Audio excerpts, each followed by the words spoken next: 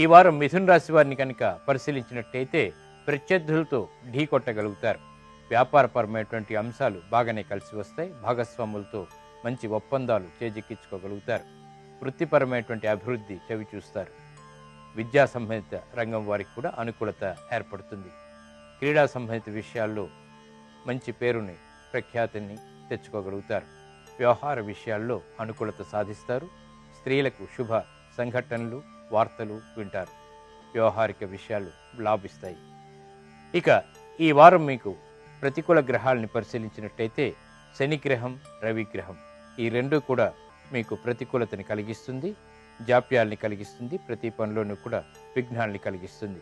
కాబట్టి ఈ దోష నివారణార్థం చేపట్టవలసినటువంటి ప్రక్రియని పరిశీలించినట్టయితే విష్ణు సహస్రనామ పారాయణ ద్వారా ఈ రెండు గ్రహాల ద్వారా ఏర్పడేటువంటి ప్రతికూలత తొలగించుకొని విజయాల్ని సాధించుకోగలుగుతారు. ఇక మీరు ఈ వారం చేపట్టవలసినటువంటి దానాన్ని పరిశీలించినట్టయితే నువ్వుల దానం, అలాగే బియ్యం దానం పేదవారికి చేసినట్టయితే శని యొక్క అనుగ్రహం, రవి యొక్క అనుగ్రహం కూడా ఏర్పడుతుంది. తద్వారా ప్రతికూలత నివారించుకోగలుగుతారు. ఈ వారం మీరు పఠించవలసినటువంటి మంత్రాన్ని పరిశీలించినట్టయితే ఓం శ్రీ మాత్రే నమః అనేటువంటి మహామంత్రం బాగా ఉపకరిస్తుంది. శని ద్వారా, రవి ద్వారా ఏర్పడేటువంటి ఆకస్మిక ప్రతికూలతని ఎదుర్కొనేటువంటి శక్తిని కలిగిస్తుంది.